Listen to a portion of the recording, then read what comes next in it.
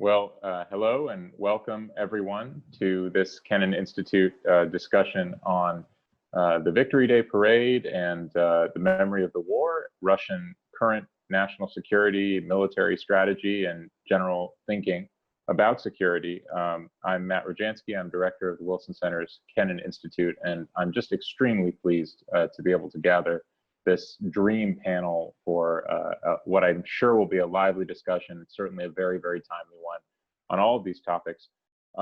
Before I get started, I want to remind you to stay up to date with our upcoming events and publications, which you can find on our website. In particular, though, our podcasts, which I find during this period of telework and social distancing is just really convenient to have your earbuds in and listen to podcasts. You learn a tremendous amount. I think I've listened to every single one of our panelists today in podcast or recorded lecture form. So we've had our longstanding podcast, Kennan X, hosted by our very own fellow Jill Doherty, as well as our newest podcast, The Russia File, which is, of course, the same name as our blog. These are all words that 10 years ago didn't mean a whole lot, blogs and podcasts, but The Russia File latest episode is actually very related to this topic. It's a conversation among Isabella Tabarovsky, Max Trudolubov, and Masha Lipman about hidden narratives of World War II in Russia, which, if anyone has seen the imagery, not only of this week's parade, that was, of course, the delayed May 9th 75th anniversary of Victory Parade that took place instead on Wednesday, the 75th anniversary of the 1945 Stalin Victory Parade. But also the imagery of the new Cathedral of the Armed Forces. This is just incredible because it underscores, for those of us who have not been living this for the last decade plus, just how much the Kremlin has made the cult of military glory and memory of victory and of sacrifice into a kind of unifying national religion. And here it is linked up directly with the Orthodox Church. So some of this is discussed in the podcast. I think some of this will be touched upon today, and much else that we produce at the Kennan Institute. Throughout this program, if you have questions, please submit them via email to kennan@wilsoncenter.org, via Twitter @Kennan Institute, or on our Facebook page. And we will be much more likely to read your question if you include your name and affiliation. We always like to attach an individual to a question. So I want to go right to our phenomenal lineup of speakers. And we'll start with, I'll just introduce each of them, I think, right before they speak. We very much hope that Sasha Golts, whom we have last in the lineup, will still be connected and with us the whole way through. But yes, I'm going to start with, very good, Sasha. I'm going to start, though, with Olga Oliker, who is Program Director for Europe and Central Asia at the International Crisis Group based in Belgium. She leads the organization's research and analysis, policy prescription and advocacy in and about Russia, Europe, Turkey, the Caucasus, and Central Asia. So obviously a very narrow portfolio there. Her own research interests, as those of us who've known her for many years know, centers on foreign and security policies in Russia, Ukraine, Central Asian and Caucasus successor states to the Soviet Union, as well as domestic politics in these countries, US policy towards the region, and nuclear weapons strategy and arms control. So Olga, please be sure to unmute yourself. The floor is yours. Okay, I appear to be unmuted. I apologize in advance for any shininess. I am, in fact, in Brussels. We are having a heat wave, and I do not have air conditioning. So, you know, I apologize, but I can do nothing about that. So I don't know who amongst us watched the parade on Wednesday. I did not. But the very fact that there was a huge parade in Russia to celebrate the 75th anniversary of the end of World War II underlines just how central World War II continues to be in Russia's narrative about itself and its policies, something you don't see in a lot of other countries 75 years after the war ended. The reasons for this are many, and they're social, cultural, and political. I'm looking forward to unpacking them with the other panelists in this conversation. It does seem to me, and this is somewhat observational, that a lot of it has to do with wanting to be cast as the good guy against the bad guys, with not a lot of room for shades of gray. That's what's behind the Russo-Polish debates about World War II and efforts by other countries to shift narratives that have historically sometimes drawn attention to collaboration with the Nazis and other times about the fight against them. World War II is something of a classic good war in historical memory. So adding shades of gray to it is not appealing to countries that want to remember their history heroically. But if everybody still wants to be the good guy, not everyone is quite as enthusiastic as the Russians about continuing to remember in such detail a war that really did take place 3 generations ago. From a military context, World War II has cast a pretty long shadow on first Soviet and then Russian strategy, force posture, the way that Russians think about war. The political scientist and my former colleague, Austin Long, has written about the importance of the first war as a formative factor in a country's military culture, just to be a little geeky about it. So if you think about the USSR, you can think about World War I as the first war, and it does have a certain impact on how the Soviet Union thought about conflict. But because the military was so decimated in the interval between World War I and World War II, World War II also offers a lot of First War aspects, which had staying power in Soviet and then Russian military thought. I can give you a really long list of these and we can get really geeky about it. But what I want to do is highlight 2 because they also tie us into a conversation we've been having in recent weeks about Russian nuclear doctrine. And these are an emphasis on firepower and artillery on the one hand, and a fear of surprise attack or preemption on the other. These don't only affect how the USSR and Russia structured and planned to use its nuclear weapons. They affected a lot about how Russia has fought and continued to fight. But what's interesting is we also see evolutions, right? It's not as though you can look to World War II and it tells you everything about how Russia fights war. Syria does not look like Chechnya. So the question of how long the shadow can really last, whether in the conventional nuclear realm, is important. But because forces are budgeted for and built and then stick around for a while, these shadows are sticky. So Russia and the Soviet Union's strategic nuclear force posture has been very heavy on ICBMs, the strategic rocket force is the component of the force that's gotten the most money and attention. I've made the argument before, and probably will cheerfully make it at least for a little while longer, that this is at least partly to do with the fact that the strategic rocket forces, Soviet ballistic missiles, grew out of its artillery program, which in turn was very privileged because of this World War II experience. The problem, of course, with that is that Russia, by emphasizing these systems, has got a force posture that looks a lot like a first use force posture, though it's not in a situation where first use of nuclear weapons against most adversaries in a large scale context, or even a smaller scale context, makes a lot of sense. And actually, it makes Russia vulnerable to a first strike by an adversary. The United States, in contrast, emphasizes submarines. Russia also has those, but they're not as survivable for a variety of reasons that we can discuss if we really want to. So you've got, in part because of World War II, a country with a vulnerable strategic nuclear force posture and a fear of preemption. Which means that it gets very nervous about these things. And if you look at its newest statement of nuclear deterrent policy, the principles of state policy of the Russian Federation in the sphere of nuclear deterrence, which came out at the beginning of this month, you see echoes of World War II in that document. For one thing, by formally enshrining launch on credible warning into a Russian document on nuclear weapons. Launch on credible warning is what you do if you don't have a particularly survivable force, but you're very worried about adversary preemption. So I think, for me, this is some of how I see World War II continuing to affect how Russia thinks. But I'd hesitate, again, to try to use World War II to explain everything. The way the United States fights wars has had a really important impact on how Russia thinks about conflict, the way others fight wars. And Russia, no less than other countries, fits its strategies and its approaches to the forces it has and the forces it wants to build. So origin wars like World War II matter, but the present matters too. And I would argue that for the historical debates about World War II and its importance, the war matters, but the present is also very important in understanding why we're having these arguments now. And I'll close there. Thank you so much, Olga. That's really a wonderful connective tissue between what we saw this week in live streaming video and on the pages of many newspapers, and have had, of course, foreshadowed for many months as we all wondered what would happen with the May 9th parade.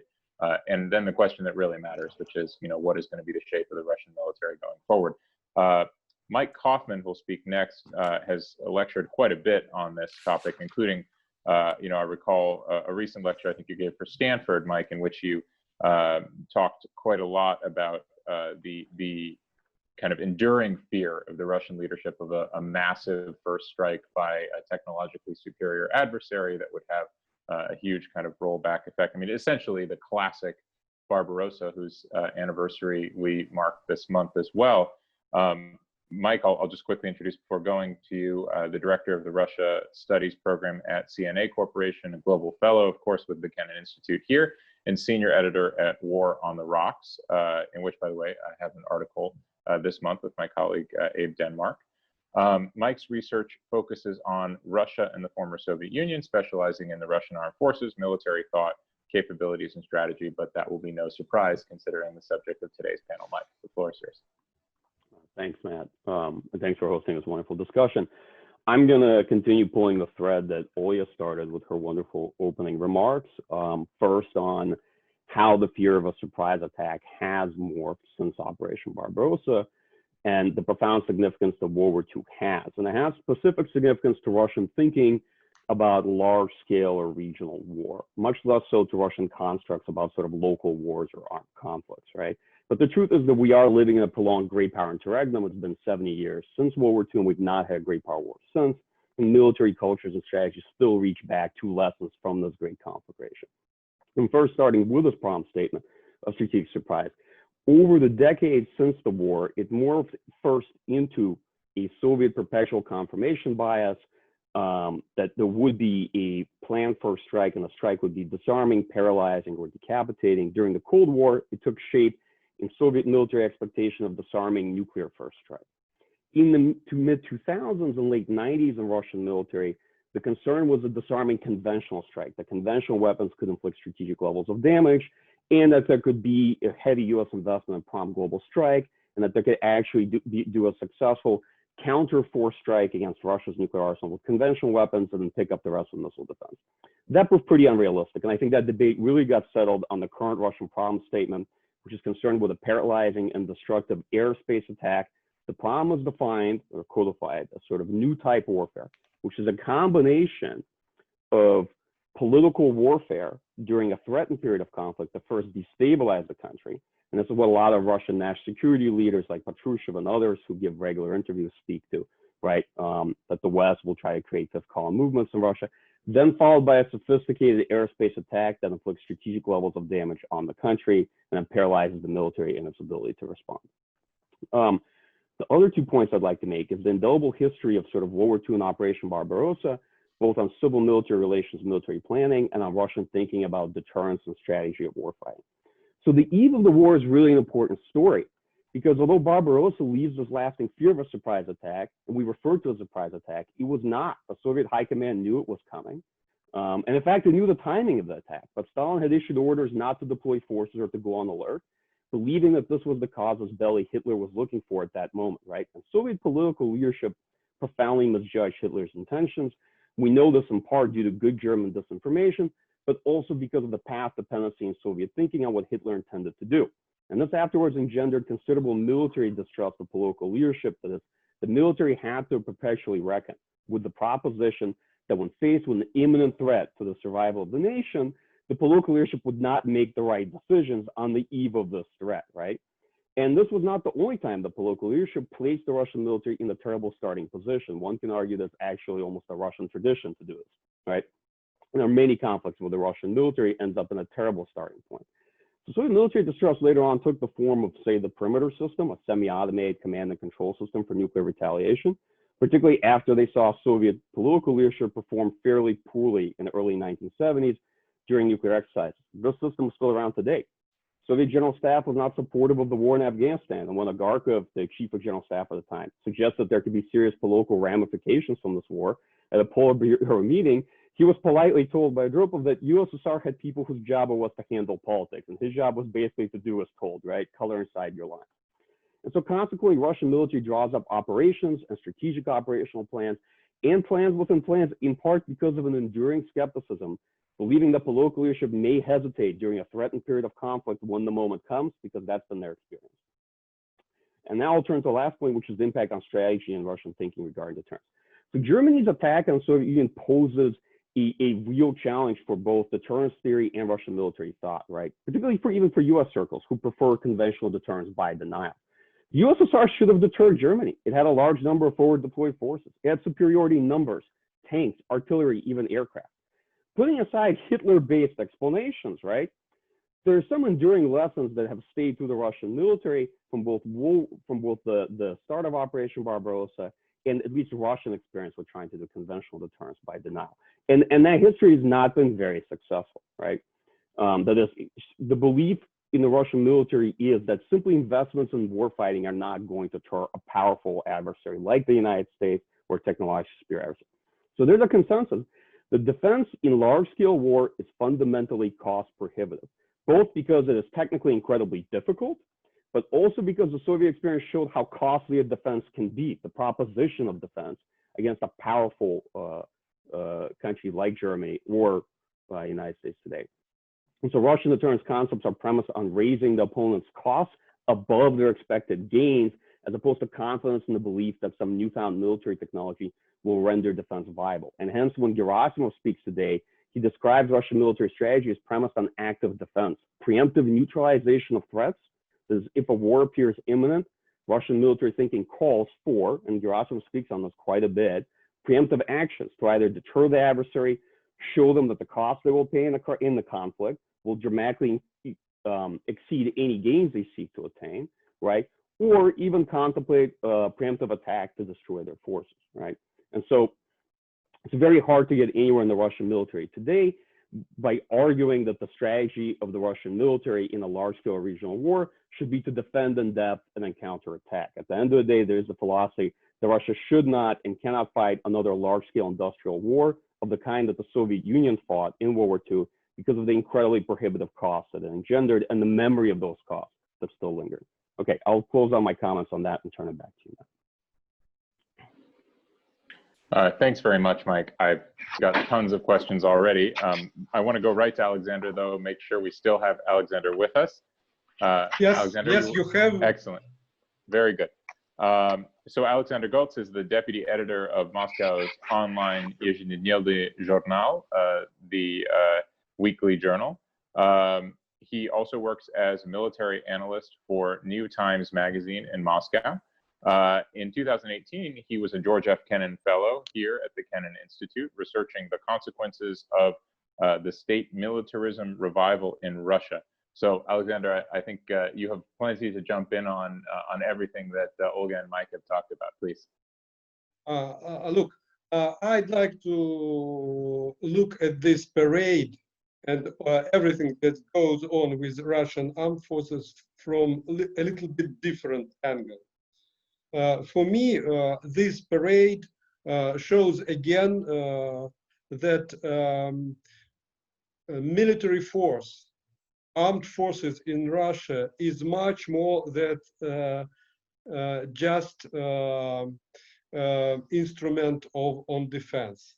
It became something totally different.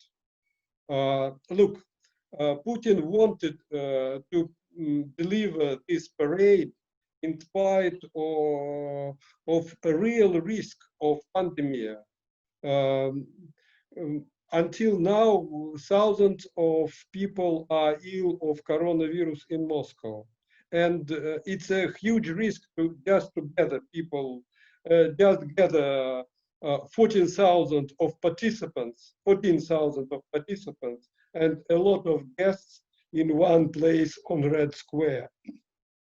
By the way, Russian military medical authorities, main medical department of MOD was really anxious of this situation, and they reserved 2,000, listen, 2,000 places in Moscow hospitals in order to cure those who can be victims of this infection.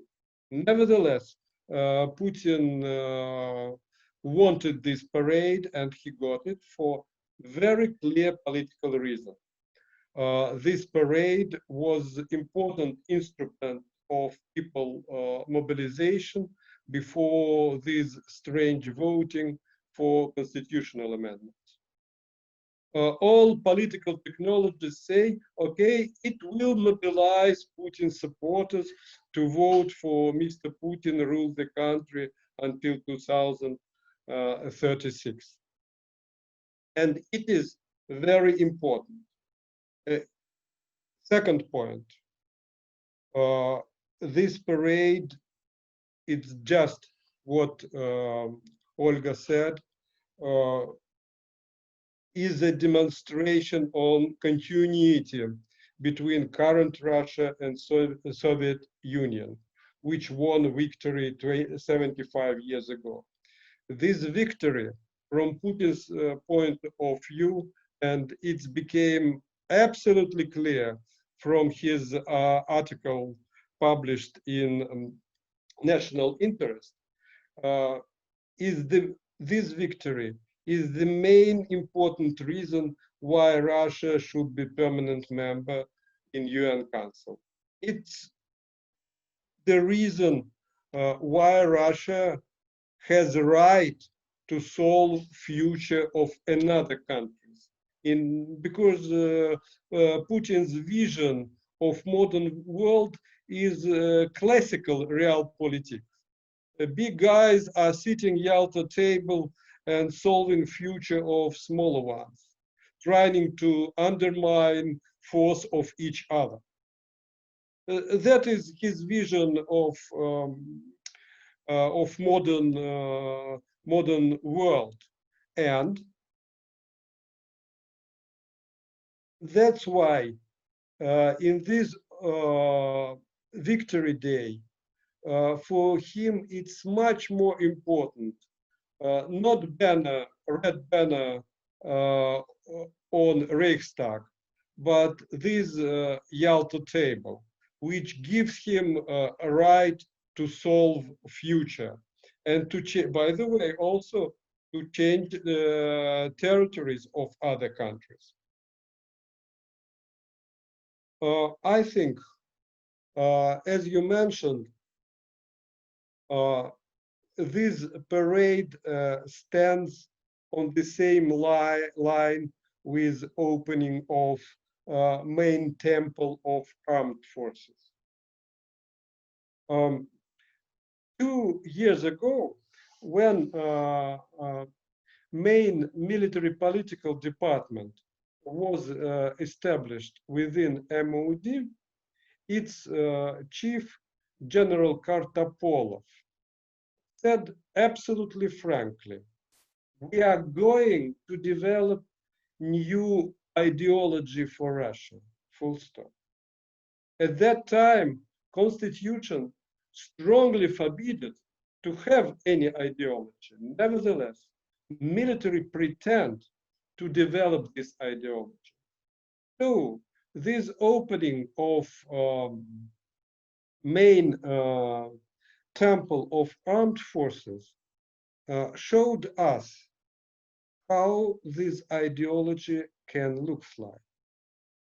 For me, it's the bizarre mixture of totally mythological approach to Great Patriotic War, with all these myths, such as myth about 28 soldiers of Panfilov division who stopped German tanks before Moscow, and the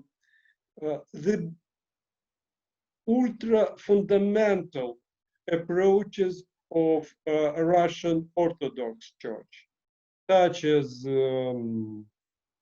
condemnation of non-traditional sexual relations and unwillingness to stop domestic violence and many, many other things. So we have this strange mixture. Look, it was a usual argument when we spoke about, can we name this new confrontation, new Cold War or not? The usual argument was, okay, Cold War as a bottom, as the basic of Cold War, it is ideological confrontation. Russia has no ideology. Now we can say that we are standing at the starting point when this ideology begins to evaluate, to develop. And I think that's why future years will be rather dangerous. Fourth point, to conclude, all it makes armed forces the ideal symbol of a state. It goes back, in my mind, to the description of Alfred Walks about militaristic state. The main feature of this state that real requirements for defense are neglected in order the rituals and military traditions. The parade clearly, if you look at it more attentively, clearly indicates this trend. For just one example, 4 types of main tank participated in it, 3 types of armed vehicle, and 2 types of self-propelled artillery. All of us knows for sure that one of the main features of modern military organization is desire for unification. But it's not so good for entertainment. And they used 4 types of main tanks without asking the question how it looks like. So, just to conclude, armed forces began the main part of new ideology and new religion, if you like, of Russia now, and it became one of the main instruments of Putin's domestic and international politics. Thank you so much, Sasha. I'm especially glad that your connection actually got better in the course of your remarks. I myself have often wondered about that dilemma for many governments with the shift to smaller, more autonomous, and more stealthy systems. The difficulty of parading big, loud, impressive, heavily manned equipment is certainly at least one for the PR-shiki, if no one else. I want to remind Sasha, please go ahead and go on mute, and also everybody else who's not speaking. We're going to go next to Jeff Edmonds. Before I do, I just want to remind everybody who wants to ask a question to email that to kennan@wilsoncenter.org, tweet it to @KennanInstitute, or post it on our Facebook page, and please include your name and affiliation when posting. So I just have a little bit of background there. I want to make sure everybody's on mute except for Jeff, who is a research scientist, at the Center for Naval Analysis, CNA, and a global fellow at the Kennan Institute. His research focuses on the Russian military, foreign policy, Russian threat perceptions, and Russian information and cyber operations. Previously, Jeff served as director for Russia on the National Security Council, as well as acting senior director during the 2017 presidential transition. So Jeff, last but not least, the floor is yours. Great, thanks, Matt. Thanks for having me. Great comments by Alexander, Michael, and Olga. I'd like to take the discussion back again into the realm of military strategy. And as I thought about the parade, World War II, its impact on military strategy, and the recent nuclear doctrine, a common thread came to mind I've actually been interested in for a number of years, and that's Soviet and Russian thinking about the initial period of war. While focus on the initial period of war goes back to the 20s and 30s, it really takes on a life of its own after the initiation of hostilities by Germany and Operation Barbarossa. And as Mike correctly pointed out, that operation wasn't really a surprise. What I think was a surprise was how bad it went after that, right? I mean, by the November, December of 1941, the casualties and loss of equipment was just incredibly massive. And so what do we mean by the initial period of war? Well, when Soviet military strategists looked back at the start of World War II and Operation Barbarossa, and what constituted the initial period of war, the discussion actually varied a bit. In the beginning, it was, well, it's when your main formations get to the fight. Well, that clearly wasn't the case. That was the thinking before World War II, Operation Barbarossa, and the Germans kind of threw that out of the window. The next was, well, perhaps it's when you achieve your first strategic objectives. And they kind of pushed that off to the side too. That's a little bit longer. And then by the late 80s or so, you really get this idea that the initial period of war is really as short as when the conditions on the battlefield dictate that you need to change your initial war plans. And so that's really kind of a contraction of thinking about the initial period of war. And based on that, a lot of Soviet strategists see the initial period of war as really being just from June to July of 1941. That's an incredibly short period of time. So keep that in the back of your mind as I move forward. That discussion has continued today and only heightened in significance. When you look at, there are a couple of surveys done in the early 2000s of Russian thinking on the initial period of war. And actually in the period of 2006, 2007, 2008, the discussion of the initial period of war actually, the volume of that discussion dwarfed earlier conversations.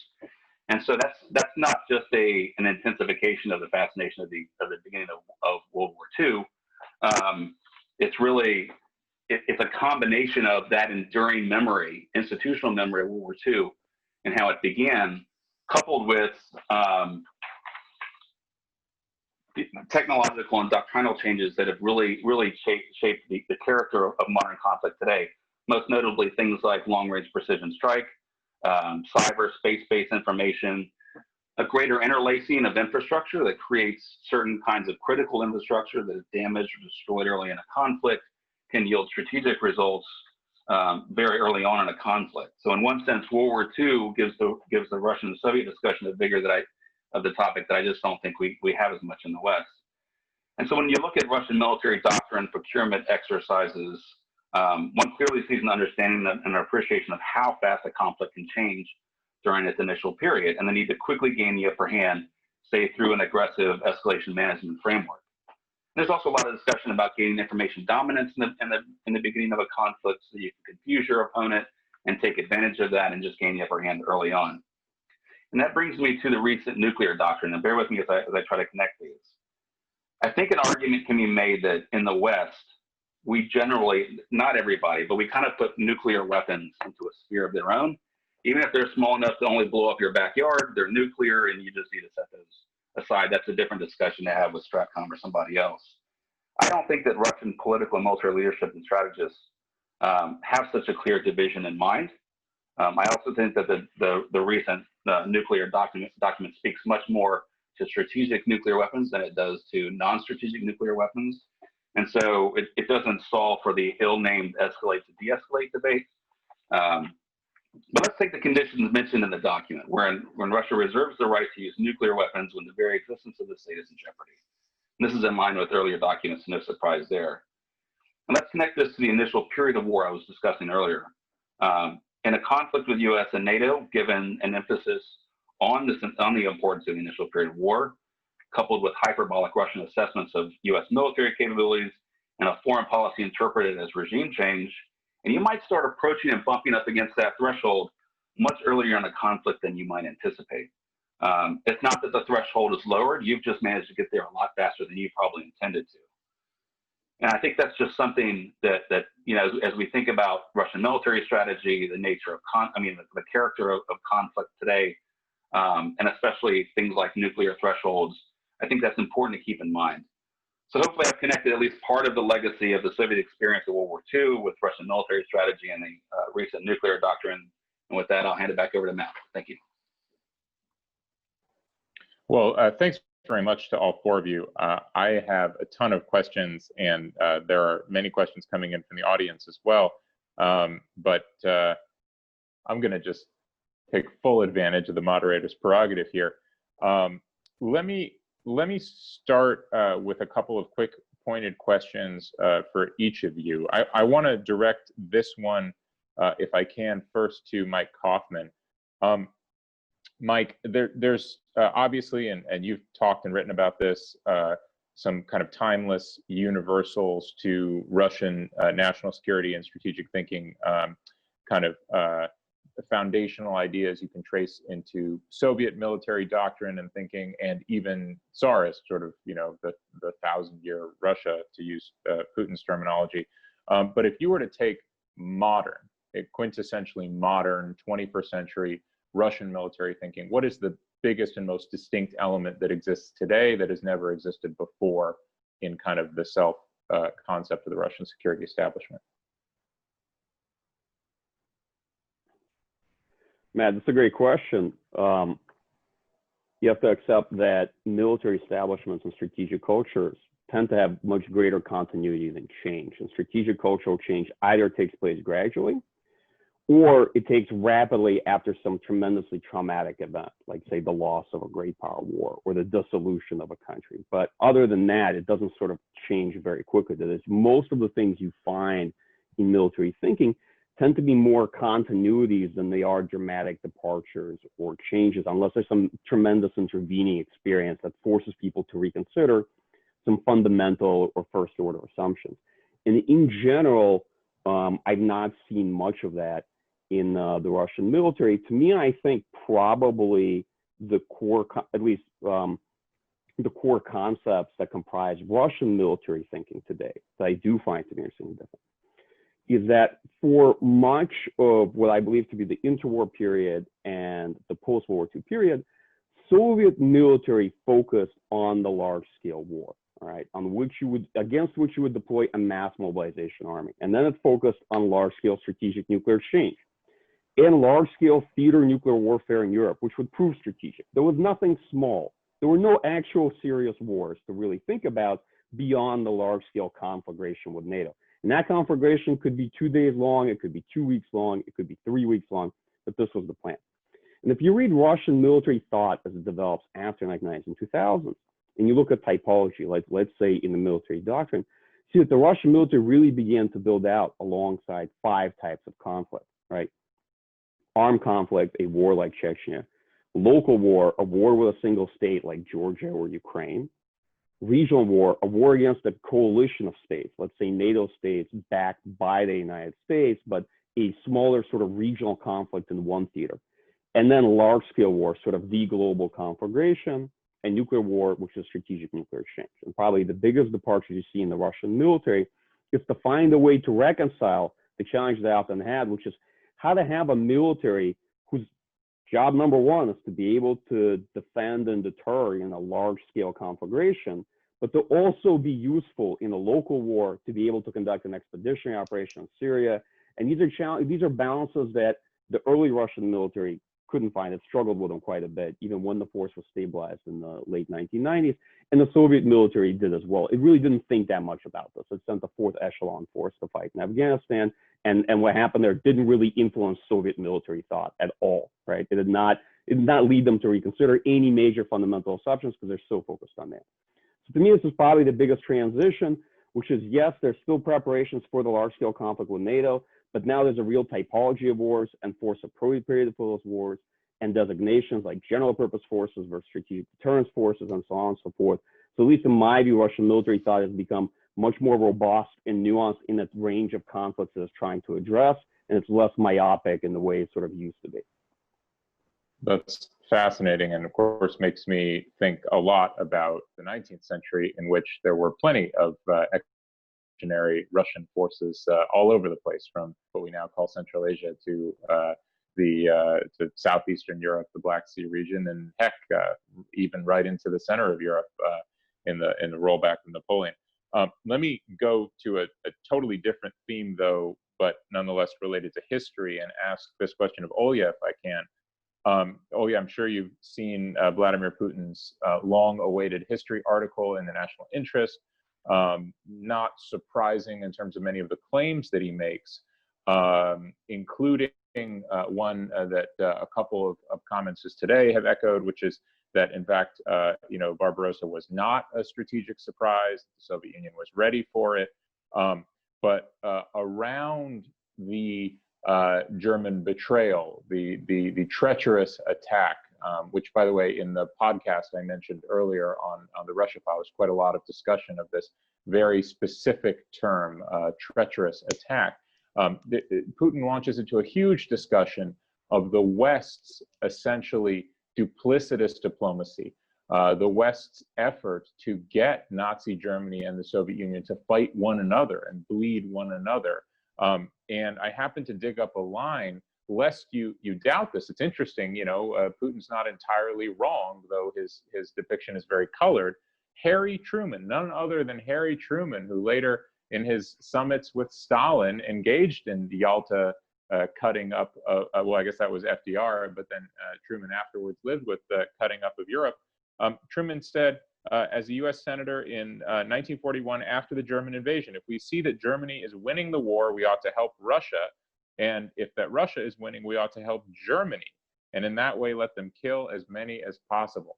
That's actually quoted in the Washington Post a couple of years ago. So, Olga, what do you make of Putin's article? What do you make of the lessons for the way that he thinks about great power diplomacy today? So Putin's article is very much an effort to bring back the story about World War II that Soviet children learned in school, right? Even though they didn't learn about the Molotov-Ribbentrop Pact at all, that the Soviet Union were heroes, that they didn't have a choice about Molotov-Ribbentrop. And when you get into the betrayal story, though, I think it does get a little sketchy. But it's a fascinating history. And I love this. I mean, it's a horrible history, but it's really fascinating to look at. Because in the 30s, you have a Soviet foreign minister, Maxim Litvinov, Jewish, huge Anglophile, working his butt off to try to get a deal with the French and the Brits. Makes some headway with the French, makes no headway with the Brits. A lot of the problem is they simply don't want a deal with the communists. They don't trust the communists. They do think maybe something can be worked out with the Germans. No headway. He keeps talking about collective security, keeps not working. Historians debate how serious he was, how seriously Stalin took him. Litvinov was definitely serious. The question of whether Stalin was just letting him run around, see if he gets anywhere, he probably won't, and then we'll make a deal with the Germans, or whether Stalin really thought that this was a way to avoid war, you'll get different arguments. But the bottom line is Litvinov fails, Molotov comes in, they make a deal with the Germans. They make a deal with the Germans. I don't think anybody thought that it was going to be forever, right? So this is kind of where you get into the betrayal. What's the betrayal? That you thought they would come later? That you thought that, they betrayed us? We figured we'd get 2 years out of it, 2 full years out of this? But no, I mean, I think the whole idea was that you're buying time, that they will eventually come after the Soviet Union, but especially because Stalin had wreaked tremendous havoc on his armed forces during the purges, not just the armed forces. You need some time to rebuild, but they didn't end up using that time effectively to rebuild, and they did end up overwhelmed. So, they may have expected it, but boy, were they not in fact prepared. And I think kind of bringing it back to Putin's story, this is about how we all write our histories. Look, Molotov-Ribbentrop, from a moral standpoint, atrocious. Can one see why the Soviets ended up signing it? I mean, I'll probably get murdered for this, but you could see how the history gets you there. I'll tell a personal story. I may be on this planet because of Molotov-Ribbentrop. My paternal grandfather was living in Pinsk, and when the Soviets took over their half of Poland, he went to work for a Soviet law firm. When the Nazis came in, that Soviet law firm evacuated him, my grandmother, and my uncles to Russia, to actual Russia. Hadn't done that, they would have died, as did the rest of their families. So, I think Putin has a point that the Soviets weren't the only ones looking for deals with the Nazis. I think he starts getting a little weaker when he talks, we talk about treachery and so forth. This wasn't a deal that was meant to last. Yeah, certainly a moral, the collision of morality with kind of strategic delaying or tactical delaying in great power relations is something very contemporary. Sasha, I want to pivot to the very modern and even the kind of prospective thinking about the future. We hear all the time in Washington, D.C., different scenarios by which conflict between NATO and Russia might be triggered, and then what escalation management would look like.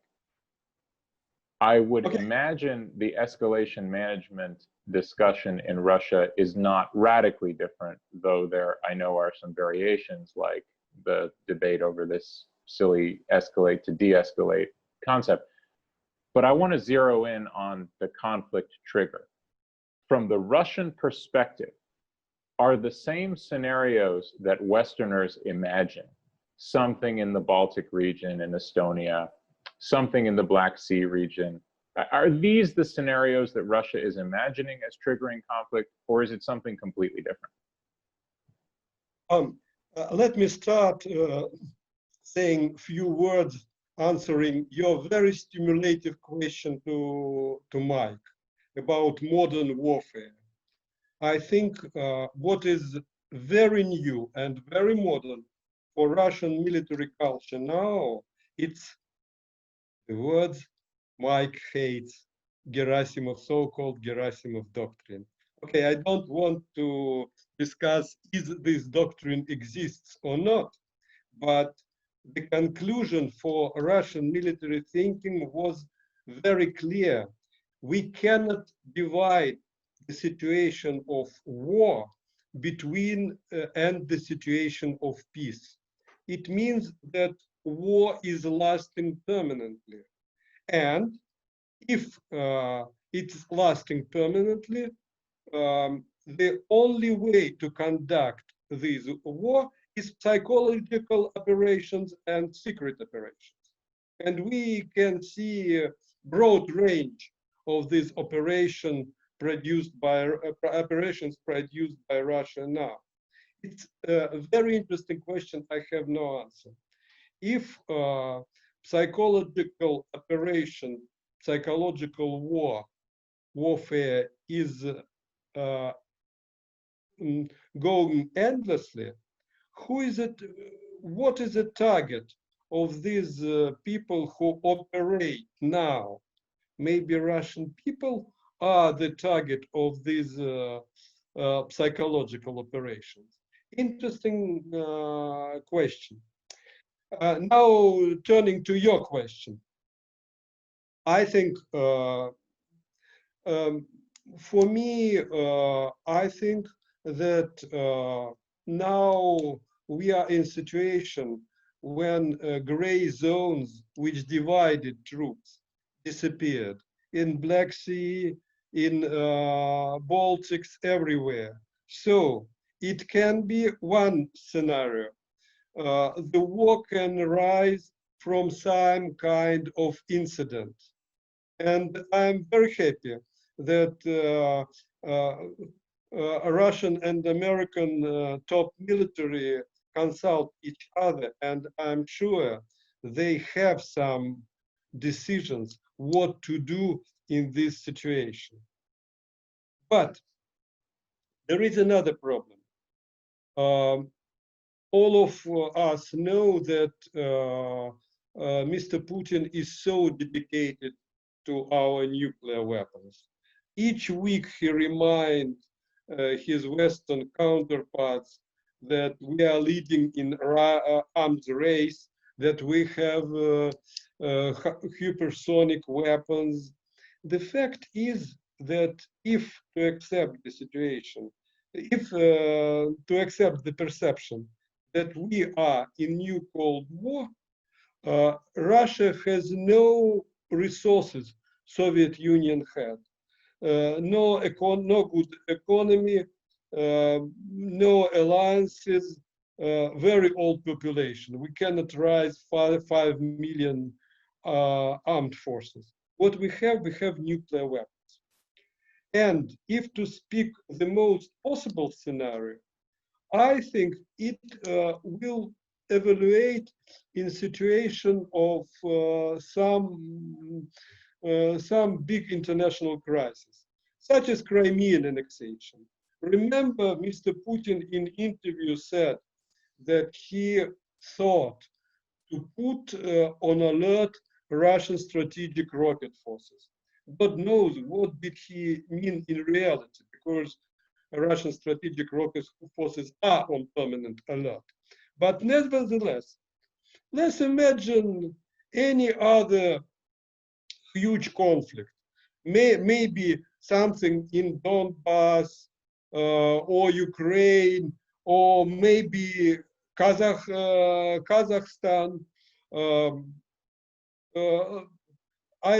I cannot exclude that next years will be years of huge mutiny in Central Asia, and Russia, trying to defend itself, can take the northern regions of Kazakhstan. Why not? And imagine in this situation, Mr. Putin's put on alert Russians, announced that he put on alert Russian strategic rocket forces. I have no doubt we have not Obama but Trump now in DC, and I have no doubt that this guy immediately will state something the same. And from this particular moment, all of us will be hostages of early warning systems. Do you know how many mistakes American early warning system made between 1970 and 1980? When I found this figure, I was shocked. More than 20,000 times. And again, in this particular moment, we will be hostages of these systems. So if you asked my scenario of crisis, it is.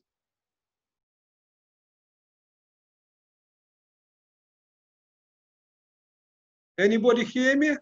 Yes, Sasha, thank you. I think you may have gotten cut off at the end, but that was a great answer, and I think definitely misreading early warning is a very real scenario. I find it striking that you mentioned alerting the already alert systems during the Crimea crisis, because I think if anything, the lesson for the Kremlin from Crimea should have been that most of the scenarios that the West now imagines as potential openings to a crisis with Russia, in fact, may begin a political crisis and a diplomatic crisis, but are very unlikely to translate to military escalation, again, at least judging by 2014. I want to give one more pointed direct question to Jeff, and then I promise I'm going to go to the many questions that we've received from our listeners. Jeff, my question for you is this. Very often in US writing, and even in official formal sort of doctrinal strategy statements coming from Washington, you hear talk about so-called global security challenges, 21st century challenges, whatever you want to call them. Pandemic, obviously at the top of the list now, climate change, the role of non-state malign actors. All of these things doesn't take much argument to show are really, really evident for Russia today.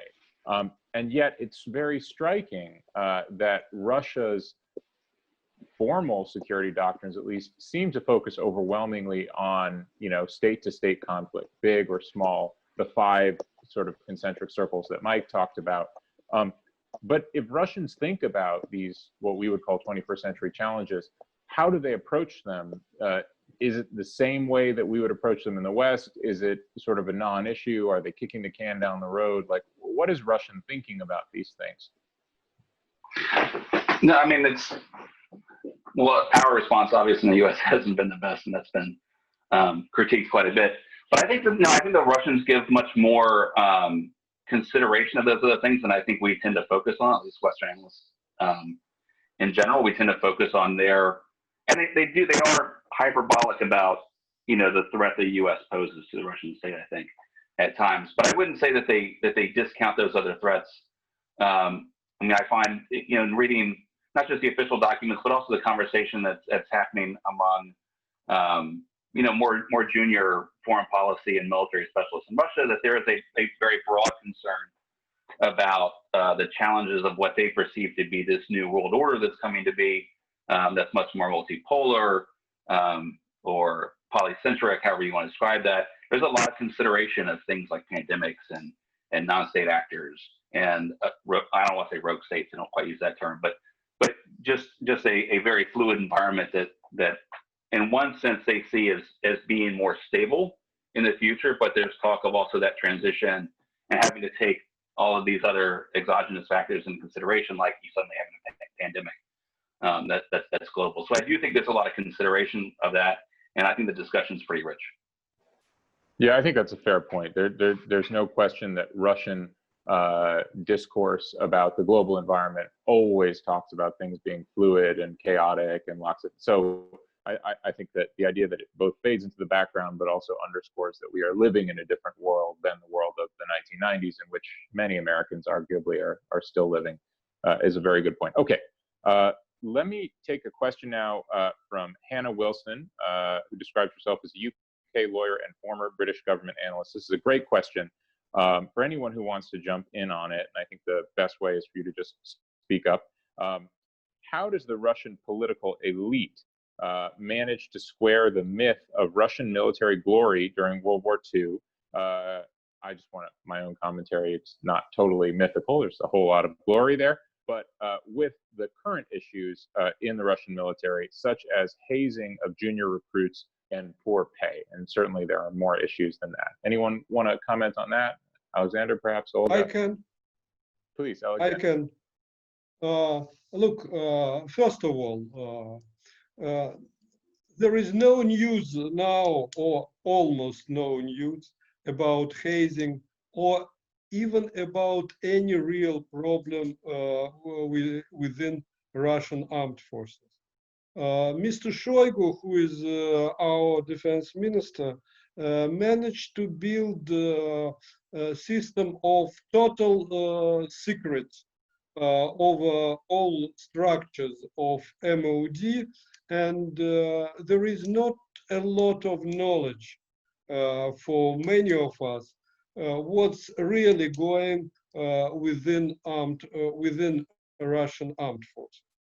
And the second point, we are moving rather rapidly that elite will be to the situation when elite will be strongly forbidden to discuss anything about great patriotic war, except this Soviet-type mythology.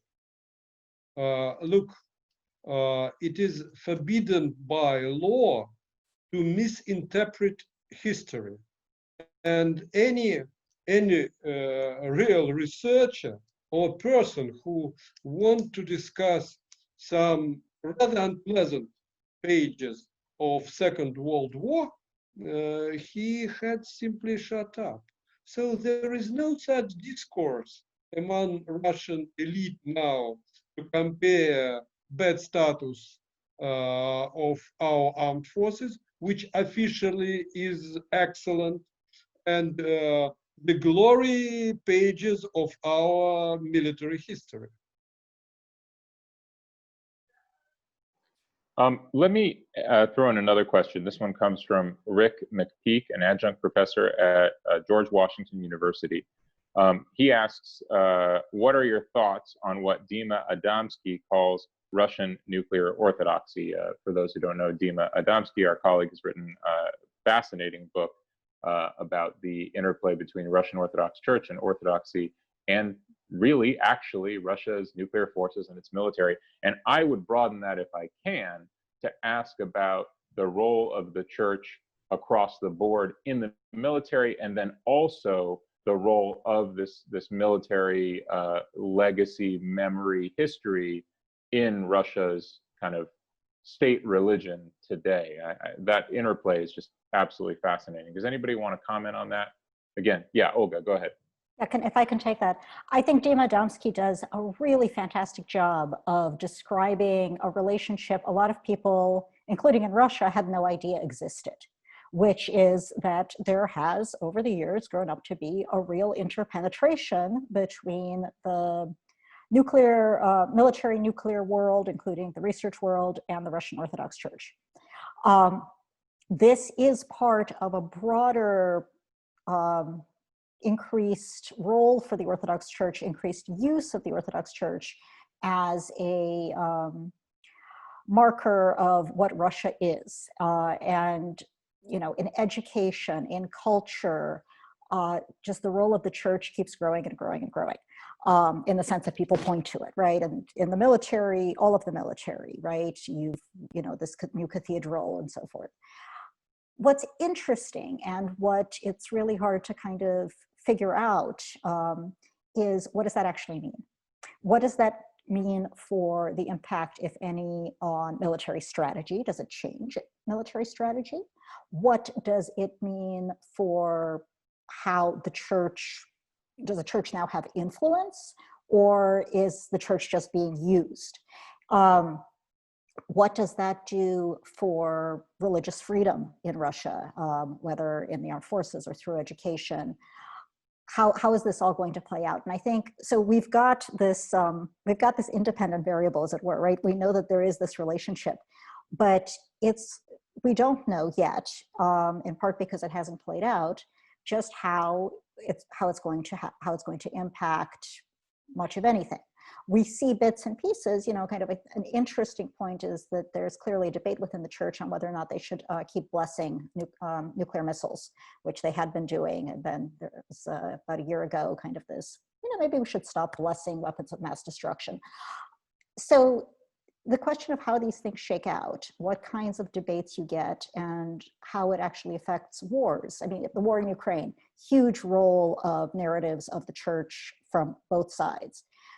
I think this is a terrific area of study and not one that has been fully grappled with. If I can, I want to stay on this question and invite any other comments and just underscore, it seems to me, I mean, Dima's thesis is fascinating. I make no claim on verifying it or not. There are some elements of it that are almost impossible to believe. But in a sense, as long as the relationship between the ROC and the Kremlin is hand in glove, the way it has been at many times in Russian history, including in modern Russian history, in a sense, it's almost irrelevant, right? It's one of the many trappings and features of Kremlin power. But then there are these signs of fraying, most recently over coronavirus, where you have, you know, the state ordering people to respect the quarantines, to wear masks, do social distancing, and then you have priests saying, nah, forget about that. Come to services, come to church, we'll bless you, holy water and all of that. Or you know, these fringe cases like this rebel monk who's taken over, you know, a neighboring nunnery in the Ural region. I mean, it's not unprecedented in history that there would be schisms in the Russian Orthodox Church, let me put it that way. So any thoughts about the ways in which the church's own agenda may impact the kind of foundational aspects of Russian security doctrine, nuclear or otherwise? I can't necessarily see if people have hands up. No? I mean, I can just say yeah, that the more the church diverges from what the Kremlin wants, the less the church gets to have that big a role. That's a fair point. The church has been constrained and rolled back in some of its prerogatives before. All right, look, let me go to another question from the audience. Danny Kenyon from the US military asks, what is the participation of Moldovan forces in Wednesday's parade imply about the future military relationship between Russia and Moldova, and in turn between Moldova and Western militaries? I always love a question about Moldova. Alexander, thoughts on that? Okay, I think it's not the relationship between Moldova and Russia. It's about relationship between two presidents. We know that position of existing Moldovan president is not very tough in his country. It's not very strong. And one of his main points of his position is his brilliant friendship with Mr. Putin.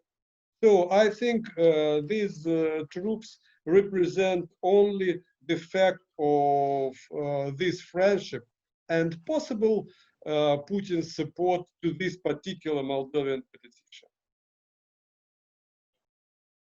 Unless there's anyone else on that, let me take this question from Sir John Scarlett, who is the former head of MI6, the UK's Foreign Intelligence Service, and also the co-chair of the Wilson Center's Global Advisory Council.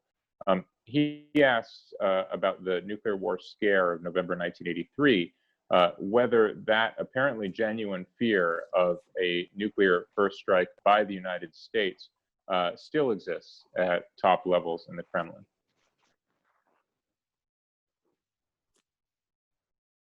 Mike, Okay. go ahead.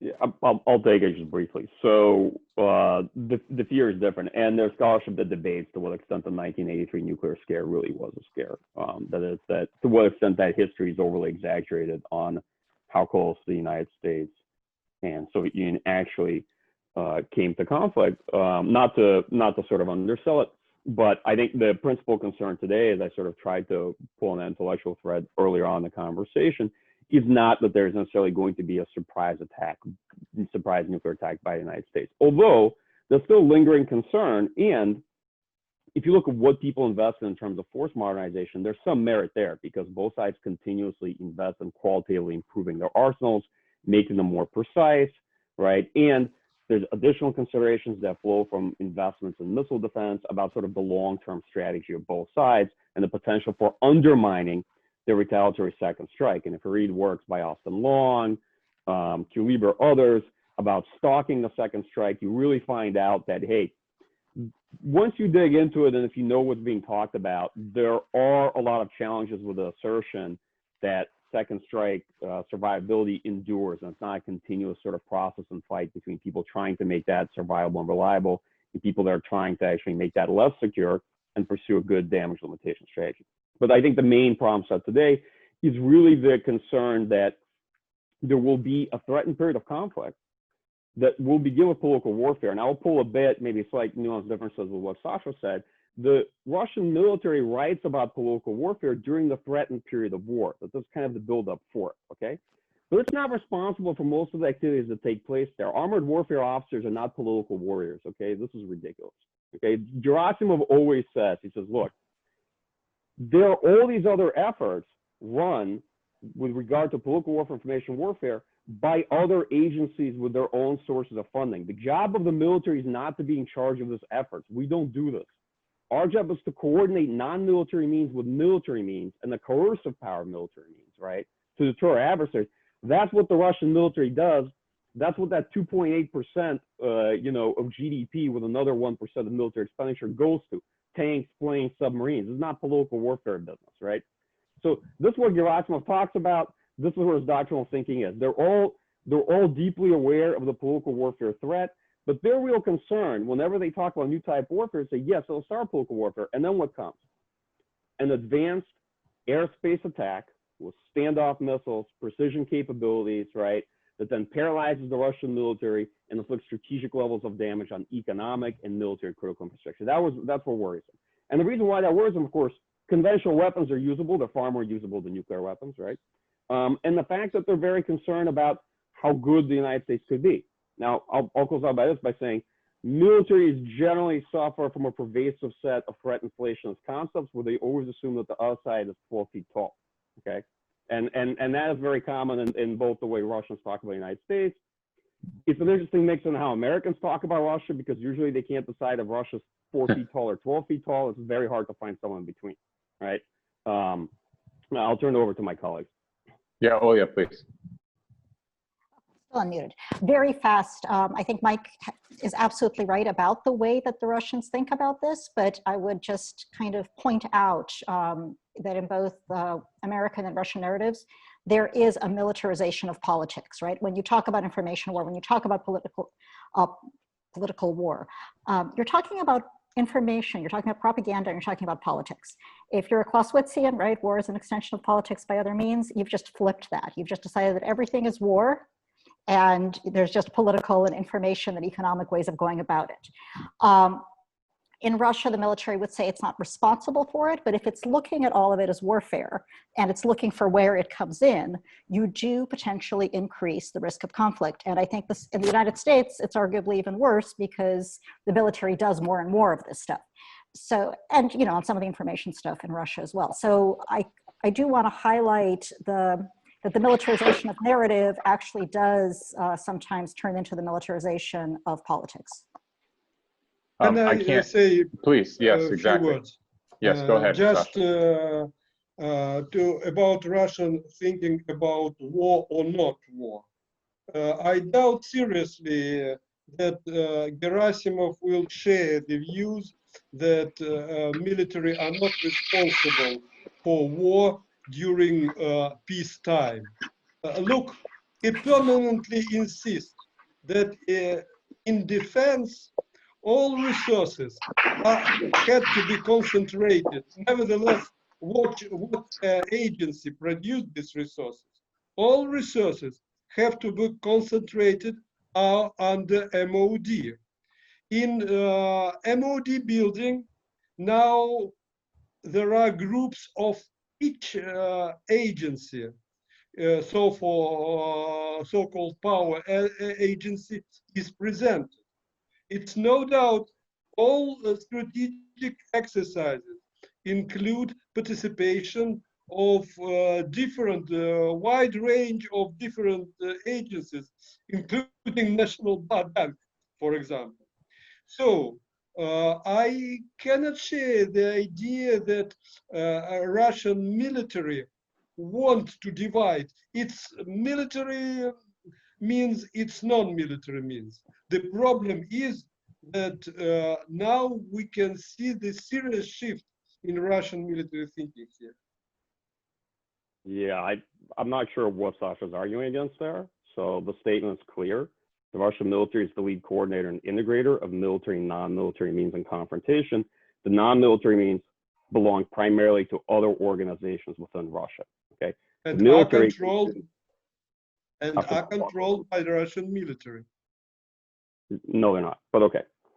Well, let me pull that thread just a little bit more with a question from Leilani Lansing, and I'm going to paraphrase this, but essentially she's asking that if surveys show, and I believe this is still correct, that the most trusted institution in Russia is the military, why is it that no political leader of Russia since 1945 has been chosen from among the military brass? And more broadly, why is it that the military seems to respect what Mike is describing as this division of control over very significant security functions in the country? Is that an intra-siloviki kind of gentleman's agreement? I mean, what is it that controls that?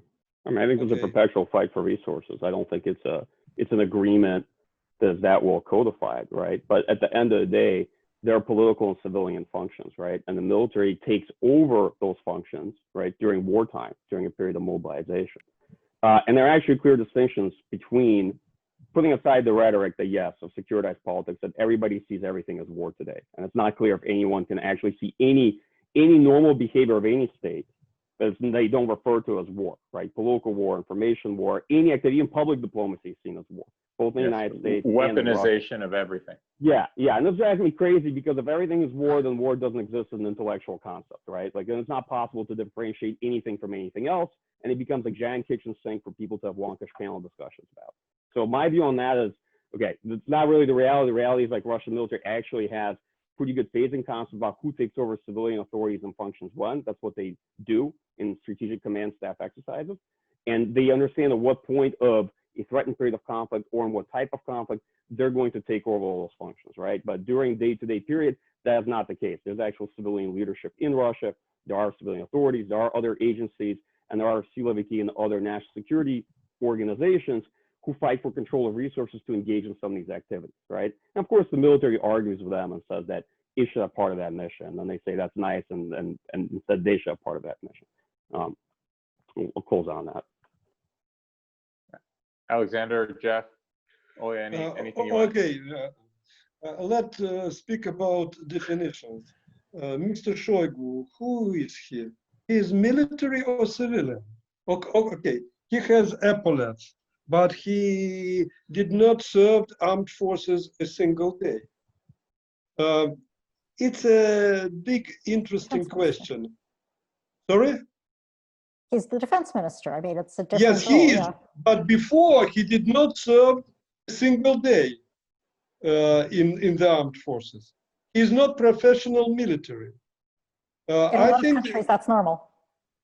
Sorry? In a lot of countries, that's normal, right? It's part of the civilian control. Yes, you put a civilian in charge of the defense it's very normal. But here we have very strange combination. When civilians wear military uniform and pretend to be military. And it leads to total misunderstanding between civil-military relations, because these so-called military, they do not represent civilian authority in military organization. More and more, they try to play a role of representative of military before top civilian authorities. That is a problem of Sergei Ivanov, who okay, he had big epaulets, but of course he was not military. And if to answer the direct question, why not professional militaries moved to the political scene of Russia? My answer is because Soviet military education and Soviet indoctrination. The main goal in Soviet military academies was to stick out any idea of political activity. That's why in turbulent 90s, when we have Lebedь, Rokhlin, many other prominent military leaders who confront against top leader of the country. At the same time, military ignored all their appeals. And I think this situation will exist next 5-7 years until last Soviet type military will leave the scene. Let me introduce one final idea, because we're running very short on time, and then I'll give you all a chance to comment with any final thoughts on that or on anything else. There's a new book out called Putin's People by Catherine Belton. It's quite interesting. And the basic thesis is that, you know, Russia is still a KGB state, and that since the 1980s, the KGB has been planning ways to preserve its wealth, power, and influence, and then to continue its main goal, which was, of course, to pursue a Cold War against the West. I guess the question I have giving from that thesis and relating directly to this discussion of kind of civil versus military control is, I mean, look, the KGB, and I understand it's not the same as the GRU, military intelligence versus civilian. It's still a paramilitary organization. For that matter, Mr. Shoigu, you know, headed a paramilitary organization as well for decades, which was the Russian Emergency Management Services. It seems to me, as long as power is in the hand of what can be broadly described as siloviki, that is the sort of power ministry people who have ranks, who follow hierarchy, and who are not engaged in what we would think of traditionally as politics, civilian politics, then it would be fair to describe, whether you're saying the military is the most trusted institution or the intelligence services, foreign intelligence, what have you, it would be fair to describe the Russian state as essentially a militarized or securitized state all the way to the very top. The fact that Mr. Putin doesn't wear epaulets in public appearances is essentially secondary. I guess my question for you is, do you buy that thesis? Do you buy that at the end of the day, between the kind of civilian politicians of the Soviet system and the post-Soviet system and the security apparatus. The security apparatus won, and it controls everything. And it kind of doesn't matter whether it's the uniformed military with tanks and airplanes or the spies. They're all kind of the security apparatus. I see a wry smile from Mr. Kofman. Go ahead. I think that's an easy thesis to make in these times, would be my first comment. And it certainly falls onto notions that are well held about how Russia's run. And I think the comment I'll make here is that I don't see the intelligence people of today as the Andropov types of the Soviet period, right? The professional intelligence ascetics, the true national believers. I think that to the extent that Russia has a national security elite, over time it became to be merged with an oligarchic economic elite, what we talk about when we say Russia's kleptocracy. And that these people, yes, refer to them as siloviki, but in many ways, these are enriched individuals engaged in rent-seeking enterprises. They hold national security positions. They're also incredibly wealthy. They're not the same individuals as people refer to from the 70s and 80s that when you say KGB of that time period. And in that respect, I don't see it necessarily at all as a state run by intelligence people. That mindset certainly predominates by those individuals who have it and have that experience and their threat perceptions, right? Why these threat perceptions endure? Because strategic culture doesn't change, and strategic culture is going to have a hard time changing if many of the people in charge are actually from the late Soviet period and had their formative time there, just in general, right? But I don't buy big parts of this entire thesis that Russia's run by this intelligence community, or in a sense that this is really meaningful as an explanative theory of Russian state behavior, right? It helps explain aspects of the mindset. But to me, there's a lot of other nuances and factors here that are just important to consider. And that this elite, is intelligence in name, right, only, or with a national security background in name only. But much has changed over the last 2 decades in terms of who these people are. And they're, of course, surrounded by lots of people who don't have this intelligence background. That's the reality. How do you account for all of them?